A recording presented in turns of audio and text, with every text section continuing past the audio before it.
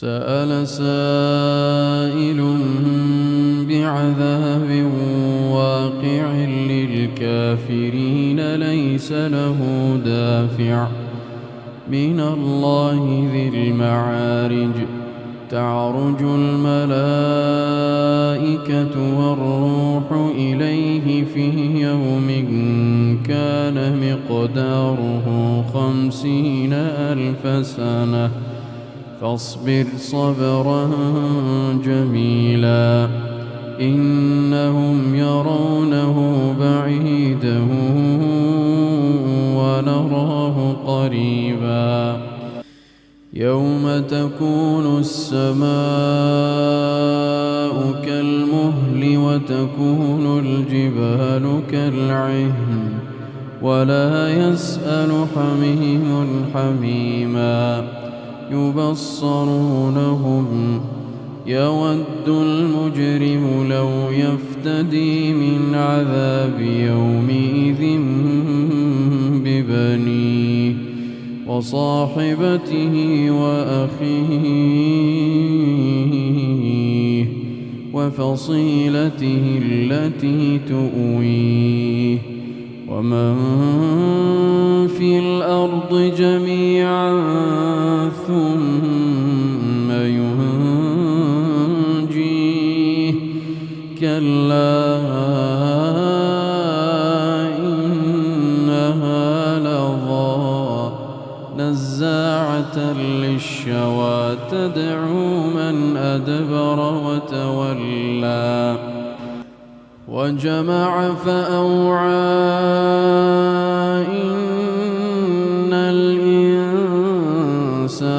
خلق هلوعا إذا مسه الشر جزوعا وإذا مسه الخير منوعا إلا المصلين الذين هم على صلاتهم دائمون والذين في أموالهم حق معلوم للسائل والمحروم والذين يصدقون بيوم الدين والذين هم من عذاب ربهم مشفقون إن عذاب ربهم غير مأمون والذين هم لفروجهم حافظون إلا على أزواجهم أو ما ملكت أيمانهم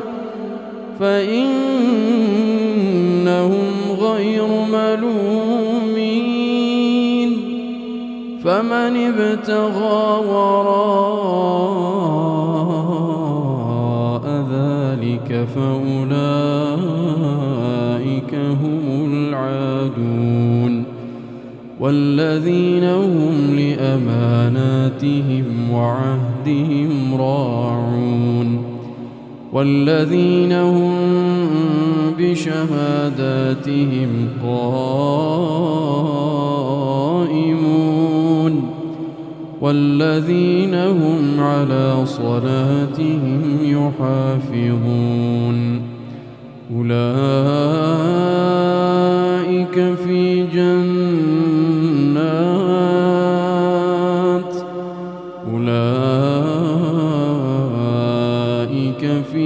جنات مكرمون والذين هم على صلاتهم يحافظون أولئك في جنات مكرمون فما للذين كفروا قبلك مهطعين عن اليمين وعن الشمال عزين أيطمع كل امرئ منهم أن يدخل جنة نعيم كلا إنا خلقناهم مما يعلمون فلا أقسم برب المشارق والمغارب إنا لقادرون